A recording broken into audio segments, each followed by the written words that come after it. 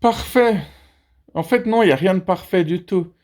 Hier, comme promis, je vous avais concocté une vidéo, mais j'ai pas réussi à la poster parce qu'il y a une tonne de bugs sur mon téléphone. Ça m'a vraiment pris la tête parce que j'ai mis à peu près 3-4 heures pour créer cette vidéo, et le fait de ne pas pouvoir la poster, c'est juste ultra frustrant, énervant et tout ce que vous voulez. Ouais, ouais, chiant, on peut le dire. Du coup, je vais préparer une autre vidéo et je vais aller puiser dans des images ou plutôt dans des vidéos que j'avais déjà filmées. Donc on va voir ce que ça va donner, puis je vais les commenter s'il le faut.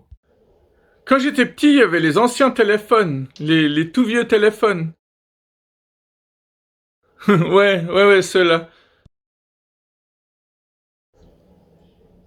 Quand on voulait appeler un ami, on appelait chez lui et c'est souvent ses parents ou ses frères et sœurs qui répondaient, c'était rarement lui. Si c'était directement lui, ça aurait été plus facile, mais la vie n'est jamais facile. Et c'était pas évident de parler avec les parents. Oui, bonjour, je m'appelle Bibo, j'aimerais parler à telle personne. C'est clair qu'avec un nom comme ça... disons que c'est mignon, Bibo, mais ça fait pas très sérieux, quoi. Des fois, t'avais des parents qui disaient juste « je vous le passe », pas de bonjour, pas de au revoir. Il y avait d'autres parents qui étaient assez intrusifs. Mais vous êtes qui? Vous connaissez comment mon fils? Vous faites du sport avec lui? Vous êtes à l'école avec lui? Est-ce que vous êtes un bon élève, vous, au moins? Mais qu'est-ce que vous lui voulez à la fin? Merde, quoi. Bon, ça m'est jamais arrivé de dire que j'étais un mauvais élève et que la personne me raccroche au nez, mais c'est le genre de truc qui aurait pu tout à fait m'arriver. Bon, par contre, ça m'est arrivé qu'on me raccroche au nez simplement parce que j'ai dit que je m'appelais Bibo, quoi. Mais bon, c'est pas là où je voulais en venir. Là où je veux en venir, c'est que... T'es sûr que ça va? Quand les téléphones portables sont arrivés, au début, j'ai résisté.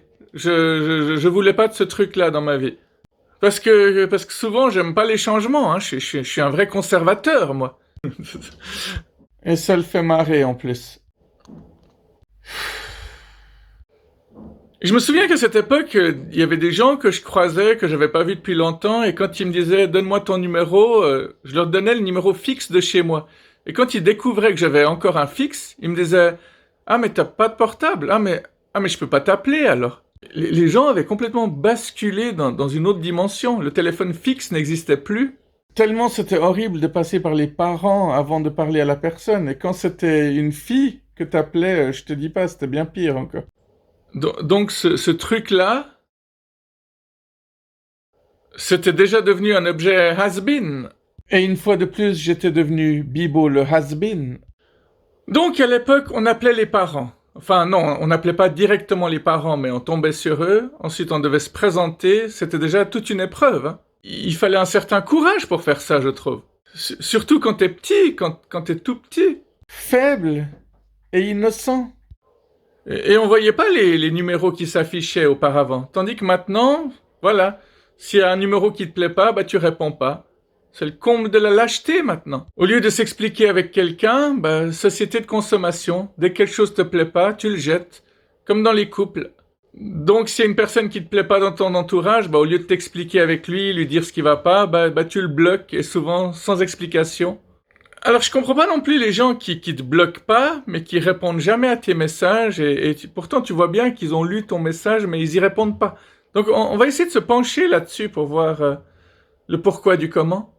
Pourquoi les gens ne répondent pas aux messages? Selon Malène Ridal, la grande raison pour la non-réponse, c'est ce qu'on appelle la charge mentale.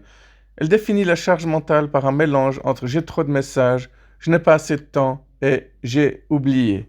Bon, c'est bien connu, hein. Dès que le téléphone vibre dans la poche, les gens prennent, ils regardent vite le message, ils font un petit sourire ou pas, ils le rangent dans leur poche et après ils oublient. Surtout que les gens essaient de définir leurs priorités, la plupart du temps ils y arrivent pas, mais il y a clairement des gens à qui ils n'ont pas envie de répondre parce que c'est pas des gens super importants dans leur vie, quoi, tout simplement.